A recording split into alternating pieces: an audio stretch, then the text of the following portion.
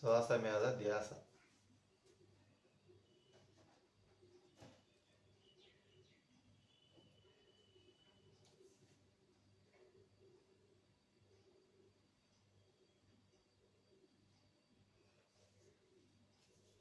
మిత్రులారా, మీ అందరికీ ఒక విషయం చెప్పదలుచుకున్నాను. మనం ఉదయాన్నే లేచి రోజు ఒక 10 నిమిషాలు ధ్యానం చేసుకోగలిగితే మనసు, శరీరం, బుద్ధి ప్రశాంతమైన జీవితాన్ని మనం పొందవచ్చు. చక్కటి ఆరోగ్యాన్ని, అనుభూతిని, ఆనందాన్ని, సంతోషాన్ని, సౌఖ్యాన్ని. ఇది నేను ఎందుకు చెప్తున్నానంటే, మనందరికి కూడా ఈ భూమి మీద ఏదో ఒక కారణం మీద ఈ భూమి మీదకి వస్తూ గత జన్మలో కూడా మనకి గత జన్మలో చేసిన మనకు గుర్తుండవు, కానీ అవన్నీ కూడా మనం ఈ భూమి మీదకి మన ఆత్మ తీసుకొని వస్తుంది. ఈ శరీరంలోకి వచ్చిన తర్వాత ఈ శరీరంలో ఆ సంతోషాలు కానీ, గత జన్మలో చేసినవి దుఃఖాలు కానీ, బాధలు కానీ, కర్మలు కానీ అనుభవించాలి. అవి మన ఎంట పడుతూనే ఉంటాయి. ఉదాహరణకు, నీకు బండి మీద వెళ్తున్నావు, వాహనం మీద నువ్వు రైట్ రూట్లోనే వెళ్తున్నావు, అవతల వ్యక్తి రాంగ్ రూట్లో వచ్చి నీకు తగిలిచ్చి ఒక్కోసారి నీతో గొడవ పెట్టుకుంటూ ఉంటాడు. కారణం ఏంటి? అక్కడ నీ తప్పు లేదు, కానీ అతనే రాంగ్ రూట్లో వస్తాడు, నీ మీద గొడవ పెట్టుకోవడానికి కారణం అనమాట. తగిలిస్తాడు, గొడవ పెట్టుకుంటాడు. దానివల్ల మనశ్శాంతి కోల్పోయి గాబరా పడి ఆందోళన చెంది మనుషుల్ని సహాయం అడగడం మొదలు పెడతావు. అటు ఇటు చూస్తావు. మనుషులందరూ కూడా వాళ్ళకి నచ్చిన తోచిన సలహాలు ఇస్తూ ఉంటారు. ఆ పోలీస్ స్టేషన్కి వెళ్ళు, ఆ కోర్టుకి వెళ్ళు, ఆ లాయర్ దగ్గరికి వెళ్ళాను. నువ్వు ఫస్ట్ పరిగెత్తుకుంటే గాబరాగా స్టేషన్కి వెళ్ళడానికి భయపడి అతను ఒక లాయర్ దగ్గరికి వెళ్తాడు. అతను నేను బిజీగా ఉన్నాను అంటాడు. సమస్య పరిష్కారమైందా? కాలేదు, ఆందోళన పెరిగింది. ఇంకొక అతను ఒక రాజకీయ నాయకుడు ఎవరనగలు, మీ బజార్లో పెద్దనగలు అంటాడు. గాబరాగా అతనికి ఫోన్ చేస్తాడు. నా పరిస్థితి అయ్యా, నాకు సపోర్ట్ రా, నన్ను ఒక అతను నా మీద నిర్దాక్షిణ్యంగా నా మీద గొడవకు వచ్చాడు, ఇప్పుడు నాకేం అర్థం కావట్లేదు, నేను ఎప్పుడు సక్రమైన మార్గంలో నడుస్తున్నా, కానీ నా మార్గాన్ని గడ్డొచ్చి నా మీద గొడవ పడుతున్నాడు ఆందోళన కొంత అతను ఫోన్ చేస్తాడు. అతనేమంటాడు, నేను బిజీగా ఉన్నాను, రేపు చూద్దామని అంటాడు. కానీ ఇక్కడ గొడవ తీవ్రత జరుగుతుంది, ఆందోళన ఎక్కువైపోయింది, అతను అక్కడ నిలేశారు. ఇప్పుడు లాయర్ గారికి ఫోన్ చేశాడు. ఆయన ఏం చేశాడు? నేను బిజీగా ఉన్నాను అన్నాడు. నాయకుడికి ఫోన్ చేశాడు. ఆయన ఏమన్నాడు? నేను బిజీగా ఉన్నాను అన్నాడు. ఇక ఫైనల్గా ఏం అర్థం కాక పోలీస్ స్టేషన్కి వెళ్ళడం జరిగింది. అక్కడ ఎస్ఐ గారు బిజీగా ఉండరు స్టేషన్లో. వారి యొక్క పనుల మీద విధులు నిర్వహిస్తూ, అంటే ఒక్కదే కదా ఊరు మొత్తానికి ఒకటే కదా పోలీస్ స్టేషన్ ఉండేది, వారి పనుల్లో వాళ్ళు ఉన్నారు. ఇప్పుడు ఏం చేయాలి? అయ్యో, నన్ను ఇతను ఇబ్బంది పెడుతున్నాడే, నాకేం అర్థం కాలేదే ఆయన అయోమయంతో గాబరా పడి దారిని కనపడ్డారు కల్లా చెప్తాడు సమస్య పరిష్కారమైందా. ఎవరు దోచిన సలహాలు చెప్తారు, కానీ ఎవరు వెనకెడతారు. ఇలా మన సమాజంలో రోజువారీ కార్యక్రమంలో మనకు సంబంధం లేని విషయాలు మన మీద గొడవ రావడానికి కారణాలు అవుతాయి. ఆందోళన చెందుతాం, ఆవేదన చెందుతాం. ఒక్క మనిషి వల్ల నువ్వు అంత ఇబ్బంది పడ్డావు అంటే, నువ్వు పుట్టిన కాంచి రోజు నువ్వు వాహనం మీద తిరుగుతున్నావు, నువ్వు రోజు సమాజంలో తిరుగుతున్నావు, రోజు ప్రశాంతంగా నీ పని జరుగుతుంది. కానీ ఒక్కరోజు నీ జీవితం అకస్మాత్తుగా ఒక గొడవ వల్ల మనసు డిస్టర్బెన్స్ అయిపోయి ఏంది ఇలా జరుగుతుందని చెప్పి నువ్వు ఆందోళన చెందుతావు. ఆందోళన చెందావు, అందరి దగ్గరికి వెళ్ళావు, ఎక్కడా నీ పని కాల. నీ ఆవేదన కానీ, నీ వేదన కానీ ఎవరెళ్ళ. చట్టం, సిస్టమ్ అన్నీ ఉంటాయి. ఇవన్నీ పనిచేయాలన్నా కానీ నీకు విషయం ఆశీర్వాదం ఉండాలి. ఇవి ఏ పని చేయాలన్నా నీకు ఇష్టం ఆశీర్వాదాలు ఉండాలి. ఈ మనుషులందరూ కూడా పనిచేస్తారు. ఇప్పుడు నువ్వు అడిగిన పోలీసు వారు పనిచేస్తారు, స్పందిస్తారు. రాజకీయ నాయకుడు స్పందిస్తారు, నువ్వు అడిగిన నాయకుడు స్పందిస్తారు, లేకపోతే చుట్టుపక్కల జనాలు కూడా స్పందిస్తారు. వాళ్ళకి స్పందించాలని ఎందుకు ఆలోచన కలగలేదు? నువ్వు దైవానికి దూరంగా ఉండు. నువ్వు ఎప్పుడైతే దైవానికి దూరం అయిపోతావో వీళ్ళు ఎవ్వరూ నీకు స్పందించరు. నీ సమస్య వాళ్ళకి ఒక ఎంటర్టైన్మెంట్గా, ఒక కామెడీగా ఉంటుంది అన్నమాట. అప్పుడు నువ్వు అర్థం చేసుకోవాల్సింది ఏంటంటే, సమస్య బయట నుంచి రావడానికి గల కారణం ఏంది అంటే, నాలో శత్రువు నిద్రలేసాడు. ఈ జన్మలో కానీ, గత జన్మలో కానీ, మరేదైనా జన్మలో కానీ ఎవరికైనా నా వాళ్ళ అపకారం జరిగి ఉండొచ్చు. ఆ అపకారం కారణంగా ఈరోజు ఈ గొడవ వచ్చింది. అందువల్ల చనిపోయిన వారి ఆత్మ శాంతి కలగాలని, వారికి వారి కుటుంబ సభ్యులకి క్షమాపణ చెప్తున్నాను అని మన మనసులో చెప్పుకోవాలి. అలాగే మనల్ని ఎవరైతే ఇబ్బంది పెడుతున్నారో వాళ్ళని క్షమించే గుణం మనకు కలిగి ఉండాలి. ఇలా క్షమాపణ చెప్పడం, క్షమించే గుణం కలిగి ఉండటం మన జీవితానికి ఒక ప్రశాంతతనిస్తుంది. ఇక మిగతావి నీకు జన్మనిచ్చిన తల్లిదండ్రులకి, మీ పూర్వీకులకి, మీకు విద్య నేర్పిన గురువులకి ప్రణామాలు చెప్పుకోండి ప్రతినిత్యం. మీకు ఎవరైతే సహాయపడతారో వారి కృతజ్ఞతలు తెలుపుకోండి. ప్రకృతికి, భూమాతకి, ప్రకృతికి, పంచభూతాలకి ప్రణామాలు చెప్పుకోండి. ఆ తర్వాత మీరు నిరంతరం స్మరించే దైవం అంటే ఒక నమ్మకం. ఆ నమ్మకమే మనల్ని గెలిపిస్తుంది. దైవం అంటే ఎక్కడో లేడు, నీలోనే ఉన్నాడు సూక్ష్మ రూపంలో.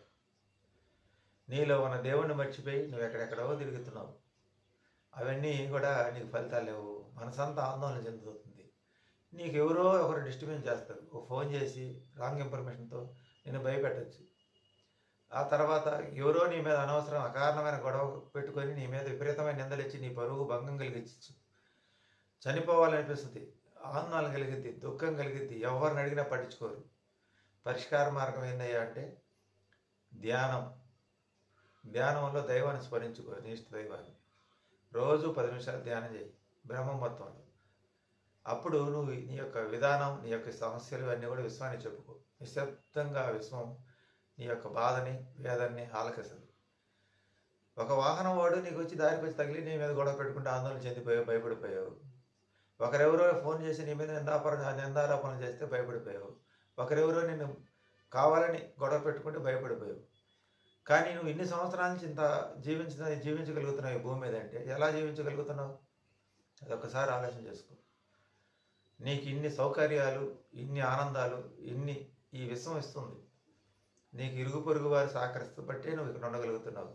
నీకు దారిని పోతుంటే సమాజం సహకరించబట్టే ఎదురొచ్చే వాహనదారులు, నడిచి వచ్చేవాళ్ళు, అక్కడ మనకు దారిలో ఏవైనా జంతువులు కావచ్చు, కుక్క కావచ్చు, పిల్లి కావచ్చు, కోతులు కావచ్చు, ఇవన్నీ కూడా నేను జోలికి రాకుండా ప్రశాంతంగా వాటి పని చేసుకోబట్టి నేను డిస్టర్బెన్స్ కాకుండా ప్రశాంతంగా జీవించగలుగుతున్నాను.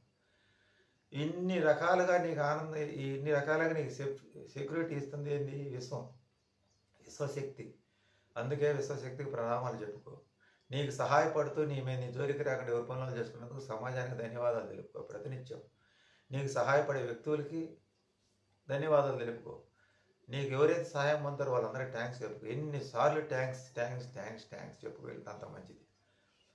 నేను చెప్పాను కదా, మనం ఉదయం లేచిన కానీ సాయంత్రం పనుకోబోయే వరకు ఇంత సేఫ్గా అన్ని సార్లు తిరిగి ఇంటికి వస్తున్నాం, 3 పూట్ల మనకు ఆహారం దొరుకుతుందంటే ఎలా వస్తుంది? మనం ఏమనుకుంటాం, అయ్యో అందరికీ మెద్దెలు ఇచ్చారు, మేడలు ఇచ్చారు, అవి ఇచ్చారు, ఇవి ఇచ్చారు, పలుకుబడి మంచి హోదా ఇచ్చారు, మాకు ఏ తోడు లేదే, ఏ అండ లేదే. ఏ అండ లేకపోతే నువ్వు ఎలా బతుకుతున్నావు? నీకు ఒక సమస్య వచ్చినప్పుడు ఒక నాయకుడి దగ్గరికి పోతే పని కాలేదు, ఒక లాయర్ దగ్గరికి పోతే పని కాలేదు, ఒక పోలీస్ స్టేషన్కి పోతే పని కాలేదు. అయినా నీ సమస్య పరిష్కరించబడింది. ఎలా పరిష్కరించబడింది? అదే దైవశక్తి. పట్టుకోవాల్సిన వాడు కాళ్ళు పట్టుకుంటే ఇంతమంది దగ్గర పోవాల్సిన పర్లేదు. ఇంతమంది అవసరమే, ఇంతమంది పని చేస్తారు. ఎప్పుడు పని చేస్తారు? నీలో దైవశక్తి ఉన్నప్పుడు, నీలో మంచితనం ఉన్నప్పుడు, నీలో ఒక విశ్వాసం, నమ్మకం కలిగినప్పుడు ఇవన్నీ పనిచేస్తాయి. అందుకని నీ సమస్య వచ్చింది.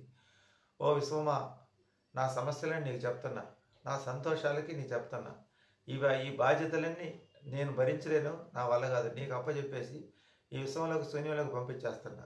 వీటన్నిటిని పరిష్కరించబడి ప్రశాంతమైన జీవితాన్ని, సంతోషకరమైన జీవితాన్ని, ఆనందకరమైన జీవితాన్ని, భోగభాగ్యత కూడిన జీవితాన్ని, చక్కటి ఆహారాన్ని, ప్రతినిత్యం వీటన్నింటి పొందడానికి కావాల్సిన డబ్బుని నాకు ప్రతినిత్యం ఆశీర్వదిస్తున్నాను. అందువల్ల నా అవసరాన్ని తీరుస్తున్న డబ్బుకి ధన్యవాదాలు, నాకు సహాయపడుతున్నటువంటి మిత్రులందరికీ ధన్యవాదాలు, సమాజానికి ధన్యవాదాలు, ప్రకృతికి ప్రణామాలు, భూమాతకు కృతజ్ఞతలు, దైవానికి ప్రణామాలు, విశ్వ గురువులకు ప్రణామాలు, విశ్వశక్తికి ప్రణామాలు, నాలోని మూల ప్రాకృతిక శక్తికి ప్రణామాలు, నాలోని దైవశక్తికి ప్రణామాలు. వీటన్నిటికీ తోడు నాకు సహకరిస్తున్న వారందరికీ కూడా ధన్యవాదాలు. అంటే నాకు ఇల్లు ఇచ్చిన వారికి, నాకు తర్వాత షాప్ పని చేసుకుని షాప్ రెంట్కి ఇచ్చిన వారికి ధన్యవాదాలు, అలాగే నాకు పని ఇచ్చేవారికి ధన్యవాదాలు, వ్యాపారం అయితే వ్యాపారం, పని అయితే పని. ఇలా నా ప్రతి ఒక్క అవసరాన్ని గుర్తించి విశ్వం నాకు పరిష్కార మార్గాలు చూపిస్తూ నన్ను ముందుకు నడిపిస్తున్న విశ్వానికి, ఆశ్రయించిన విశ్వానికి కృతజ్ఞతలు. ఇలా ప్రతినిత్యం మనం కానీ చెప్పుకోగలిగితే మనకి కృతజ్ఞతాభావం కలిగి మనకి ప్రశాంతమైన జీవితం వస్తుంది. నేను చెప్పాను కదా, ఇన్ని కోట్ల మంది జనాలు ఉంటే వాళ్ళలో కొద్ది మంది మనల్ని డిస్టర్బెన్స్ చేస్తుంటారు, వాళ్ళలో కొద్ది మందే మనకు సహాయపడతారు. డిస్టర్బెన్స్ చేసిన తర్వాత మనకు సహాయపడే వ్యక్తులు కూడా విశ్వం పంపిస్తుంది. ఒక సందర్భం, ఒక రిస్క్ వచ్చినప్పుడు మనకు సపోర్ట్గా ఎంతమంది నిలబడతారు అనేది ఆ రిస్క్లో విశ్వం మనకు పెట్టే పరీక్ష అనమాట. ఆ పరీక్షలో మనం కొన్ని కొత్త పాఠాలు నేర్చుకుంటాం. అంతేగాని ఆ పరీక్షలు ఎందుకు ఇస్తుందంటే విశ్వం నిన్ను మంచిగా ఇంకా స్వచ్ఛత చేసి శుద్ధి చేసి నిన్ను మంచి మార్గం నడిపించి నీకు ప్రశాంతమైన జీవితాన్ని ఇవ్వడానికే మనకి ఈ పరీక్షలు అనేది విశ్వం పెడుతుంటుంది. విద్యార్థికి పరీక్షలు పెడితే కదా పాస్ అయ్యి అతని యొక్క శక్తి సామర్థ్యాలు తెలిసేది. నువ్వు మంచివాడివా చెడ్డవాడివా అనేది కాదు, నువ్వు దారి తప్పిపోయేటప్పుడు నీకు అనవసరమైన దారికి అడ్డం కొంతమంది వస్తారు. అంటే అక్కడ నువ్వు దారి తప్పావు, నువ్వు సక్రమైన మార్గంలో పోవటానికి తెలియపరచడానికి విశ్వం నీకు ఆ పరీక్షిస్తుంది. ఆ తర్వాత నువ్వు నీ తప్పు నువ్వు తెలుసుకొని క్షమాపణ అడిగినప్పుడు ఆ విశ్వం నిన్ను మంచి మార్గంలో నడిపిస్తుంది. నిరంతరం నీకు దైవశక్తి నీలో లేకపోతే ఈ ప్రపంచంలో నీ మనుగడే సాధ్యం కాదు. చెప్పాను కదా, ఒక కోతి వల్ల, ఒక కుక్క వల్ల, దేని వల్ల అయినా సరే, ఒక మనిషి వల్ల, లేకపోతే నీకు ఎదురొచ్చే వాహనాల వల్ల అనుక్షణం మనం ప్రమాదంలోనే జీవిస్తున్నాం. కానీ మనం ఇంత ప్రశాంతంగా బతకగలుగుతున్నాం అంటే ఎలా బతకగలుగుతున్నాయి సమాజంలో? అది దైవబలం, దైవశక్తి, విశ్వం అనుగ్రహం, విశ్వం ఆశీర్వాదం. దేవుడు నాకేమిచ్చాడు? బంగ్లాలు ఇచ్చాడా? మిద్దెలు ఇచ్చాడా? మేడలు ఇచ్చాడా? పరపతినిచ్చాడా? పలుకుబడినిచ్చాడా? ఏమీ లేదే అయ్యో అని నిరాశ నిశ్చలతో జీవించే వాళ్ళందరికీ నేను ఒకటే మాట చెప్తా. మాకు అనుకోని గొడవ ఒకటి వస్తే, మాకు సంబంధం లేని గొడవ, మేము 3 రోజులు మనశ్శాంతి కోల్పోయి తినడానికి తిండి ఉంది, కట్టుకోవడానికి బట్ట ఉంది, ఖర్చులకు డబ్బులు ఉన్నాయి, కానీ ఇవన్నీ ముఖ్యం కాదు, అసలు ఈ సమస్య ఎందుకు వచ్చిందని వేదనతో నలిగిపోయి విలవిల కొట్టగలిగిపోయాం. అంటే అప్పుడు అర్థమైంది ఏంది? మనశ్శాంతికి మించింది ఏదీ లేదు అనేది.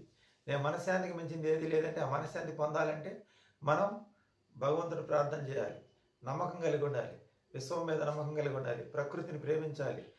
సాటి వారందరూ ఉదయం నుంచి సాయంత్రం దాకా మనకి సమాజంలో రకరకాల వ్యక్తుల మధ్యలో మనం తిరుగుతుంటాం. వాళ్ళందరూ మనకు సహకరించినందుకు వారందరికీ ధన్యవాదాలు చెప్పుకోవాలి, ఇరుగు పొరుగు వారికి ధన్యవాదాలు చెప్పుకోవాలి, సమాజానికి ధన్యవాదాలు చెప్పుకోవాలి. రోడ్డు మీద మనకు ఎదురే పశుపక్షాదివాదులకి, జంతువులకి, ఈ క్రూర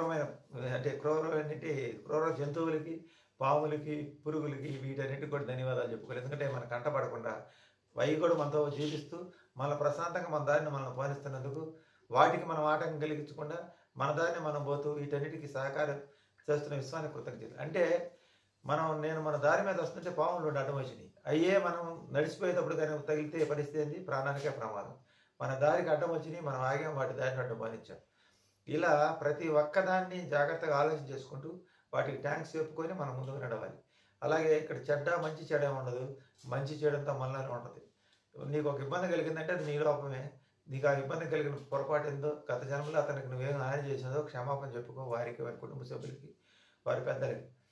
ఇన్ని కోట్ల మంది జీవరాశుల మధ్యలో మనం జీవిస్తున్నాం ప్రశాంతంగా. అంటే మనకు ఒక సమస్య వచ్చినప్పుడు అప్పుడు అర్థమైద్ది మనకు భగవంతుడు ఏమిచ్చాడా, ఈ విశ్వం మనకేమిచ్చిందని. ప్రశాంతత లేని జీవితం వ్యర్థం. అది ఆ సత్యాన్ని నేను ఇప్పుడు ఎన్నోసార్లు గ్రహించుకున్నా. కాకపోతే మనిషికి ఉండే లక్షణం ఏంటంటే పురుగు బారాడుతుంది. ఇప్పుడు ఏం చేసాం? ఇదిగో 15,000 డబ్బులు పడింది, 5,000 డబ్బులు అయిందండి ఇందులో. సర్లే, తర్వాత చూసుకుందాం.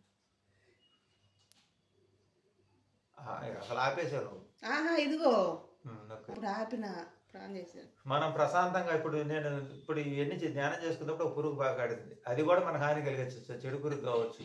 కానీ ఇన్నిటి మధ్యలో ఇంత రిస్కులో కూడా మనం ప్రశాంతంగా జీవిస్తున్నా అంటే అది యూనివర్స్ ఆశీర్వాదం, మన దైవం ఆశీర్వాదం, మన పూర్వీకులు, మన పెద్దల ఆశీర్వాదం, మన జన్మనిచ్చిన తల్లిదండ్రుల ఆశీర్వాదం. వీటన్నిటి మధ్యలో మనం జీవిస్తున్నాం. ఎప్పుడు ఏదైనా డిస్టర్బెన్స్ చేయొచ్చు, అయినా ప్రశాంతంగా జీవిస్తున్నాం అంటే మనకి దైవ బలం ఉండబట్టే జీవించగలుగుతున్నాం. అందువల్ల ఆ విశ్వాన్ని ప్రార్థించండి, ధ్యానం చేయండి, మెడిటేషన్ చేయండి. ధ్యానం వల్ల మనశ్శుద్ధి అయితే ఆరోగ్యం బాగుంటుంది, ప్రశాంతత వస్తుంది, నిర్మలం వస్తుంది. చెప్పాను కదా, నాకు వచ్చిన ఒక సమస్య పరిష్కారం నేను ధ్యానం చేసుకుంటేనే. సమస్య తీవ్రత 2 రోజులు ఉందని చెప్పాను కదా, అందరి దగ్గరికి పరిగెత్తాను, ఎక్కడ పని కాదు. మెడిటేషన్ చేసుకున్నా, సమస్య కొంతవరకు పరిష్కారమైంది, పూర్తిగా పరిష్కారం అయిపోయినందుకు సంతోషం. ఏదేమైనప్పుడు కూడా మనం కానీ కరెక్ట్గా నిరంతరం దైవ ప్రార్థనలో కానీ ఉన్నట్టయితే ఉదయాన్నే రోజు 10 నిమిషాలు మనకనేది సమస్యలు ఆటంకాలు జీవితంలో చాలా కూడా తొలగిపోతాయని నేను అనుభవపూర్వకంగా తెలుసుకొని మీకు చెప్తున్నా. సర్వే జన సుఖినో భవంతు. అందరం బాగుండాలి, అందులో మనం. Thank you universe. చెప్పేసేయి, నేను ఫోటో తీస్తా కంప్లీట్. నువ్వు అక్కడే కూర్చో. అయిపోయిందా? ఇంకా ఆపేస్తాను అదన్నీ.